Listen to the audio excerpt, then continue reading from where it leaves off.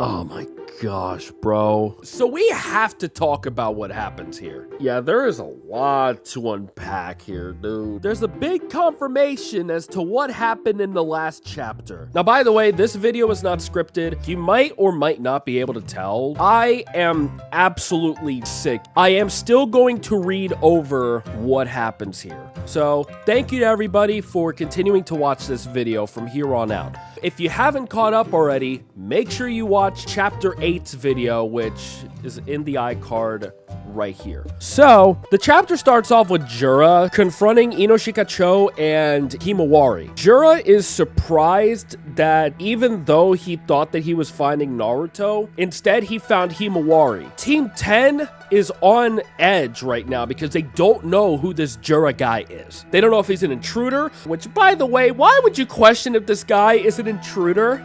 Look at him! This is obviously super villain vibes right here, right? So basically, Jura tells Team 10 that he's not trying to find Shikamaru, but he's trying to find Naruto, his predecessor. Inojin almost reveals that Naruto died 3 years ago, but Shikadai is like, no, listen, don't tell him that. Only people in our square are supposed to know this, right? So Jura's like, well, I mean, it doesn't seem to be anywhere else in this village, but we still read the Nine-Tails signature, which also another thing as well to note. These individual 10 tails themselves, they know the names of these tailed beasts, but yet he doesn't name the 9 tails as Kurama, which kind of makes me think, does Himawari have a 9 tails that is not named Kurama?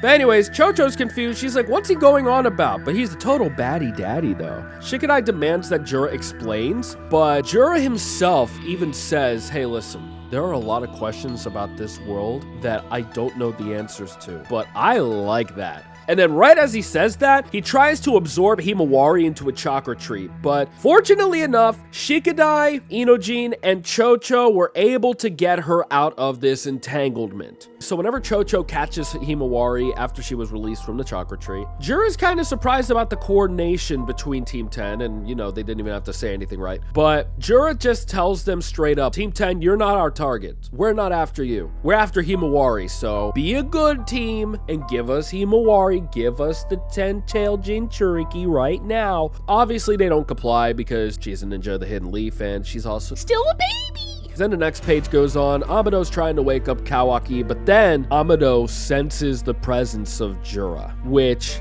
he doesn't know who they are. He doesn't know what Jura is. Now we see Boruto inside of a cave. I don't know if this is a Mount Miyaboku or not. It kind of reminds me of Orochimaru's hideout. Kajin Koji is talking to him, and he's letting Boruto know, listen, 10 Tails have made a move already, so you're gonna want to get on this. Boruto asks him where, and Kajin Koji tells him, hey, listen, you gotta fly to the triangle. Now, what's the triangle? Probably Inoshika-cho. Boruto instant transmissions over there, and Shikadai is like, hey, hold up a second. You said you came here for Naruto's trail, right? And Jura's like, listen, we were only following the 10 tails. We're not after Himawari or Naruto specifically. We're just after the 9-tailed fox. And you know, Shikadai's kind of confused. He's like, wait a minute, hold on a second. I thought 9 tails died, but nope.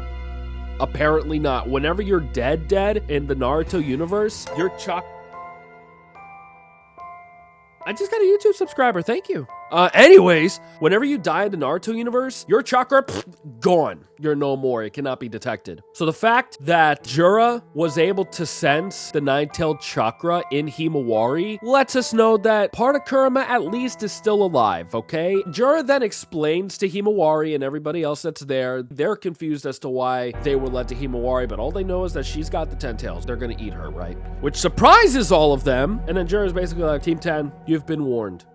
Now Shikamaru is basically saying Jura is with Team 10 at the Northwest Gate. But then one of the toads from Mount Miyaboku tells him you need to link up with Ino. Boruto is in Konoha now. But he doesn't want him to look behind him. I don't know why that is. It's probably because Shikamaru would be like, how in the world is this frog talking? Man, what a drag. My 200 IQ isn't working. Because I can't recall any time in the Naruto series where Shikamaru has ever witnessed a talking frog. Anyways, Delta sitting over Kawaki, who's obviously laid out for no reason other than the fact that he got his handed to him probably by the air. I don't know. She's like, you're finally awake.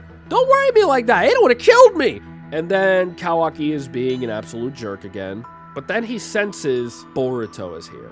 You know what that means. It's about to go down. And so whenever Boruto's there, Shikamaru tells him, the 10 Tails are here and they're after Himawari. Boruto's perplexed by this, but then Boruto notices Kawaki whenever Kawaki's like, hey, it's me. I'm here. Sensory unit, we got a trespasser here in aisle 5. Boruto tells Shikamaru, hey, listen, Kawaki found me. We're gonna have to talk a little bit later. They end up facing off, but before they start fighting, Boruto tells Kawaki, I'm not here for you. I'm here because there's a threat to the village. So I'm gonna deal with them because they're the higher priority. But if you wanna come along, you can go right ahead, which also, again, it just shows how little malice Boruto has for Kawaki. It's kind of like how in the Great Ninja War, Naruto and Sasuke still had some beef, right? But they still fought next to each other, so yeah.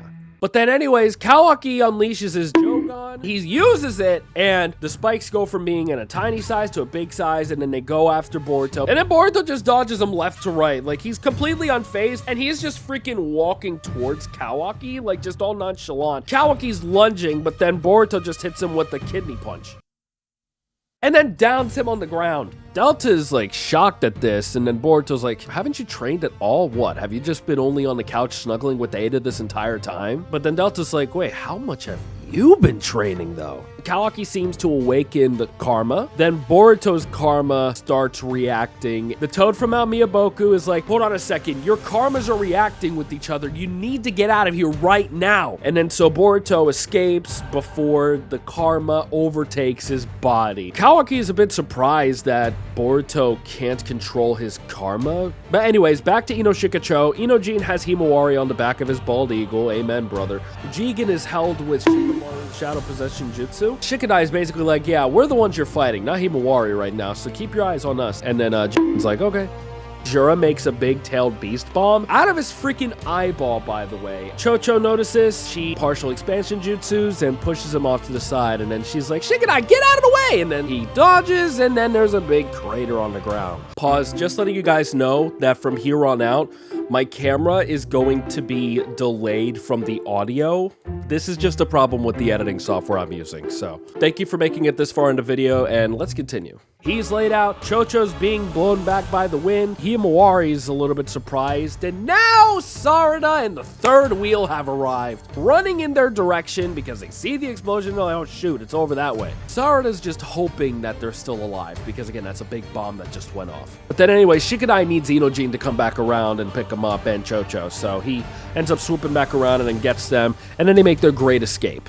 And now Hidari asks Jura, hey, are you fine with them getting away like this? Jura basically replies with, now, our target is Himawari. We just gotta focus on them. Now, Inoshikacho and Himawari, they're flying off, but then Himawari asks Inojin to just drop her off somewhere. But they're all confused, like, wait a minute, if we drop you off, they're gonna catch up to you. Himawari doesn't care about that. She just cares about their safety. As she's expressing her concern for their safety, all of a sudden, she just spaces out and she is in a place filled with water. Shikadai's trying to get her attention. She's not responding. But then you hear from behind her, good grief. I can't believe that jerk Ten-Tails would sniff me out. And then Himawari looks behind her, and who is it? Little girl. Do you know who I am? And then Himawari recognizes him as the nine-tailed fox, and that's where the chapter ends. I wanted to see more, but I can't. And neither can you until we read Chapter 10 of Boruto 2 Blue Vortex together here. Make sure you subscribe if you enjoyed the video. And again, I'm sorry that this is like a structure that's completely different than how I normally do my videos, but I am just not feeling well at all. Like, my sinuses are just congested. Have you ever been sick where like you feel like there's something in your sinuses and it just stinks? But anyways, thank you guys so much for watching. If you did enjoy this video, make sure you click the like button. Let's try to get this in the algorithm, and let's try to get this to 2,000 views. So make sure you share this video around so that way it can kind of help the channel grow. But anyways, thank you guys so much for watching. Again, I will see you all in the next video. Bye! I don't know if I'm going to keep that in the video.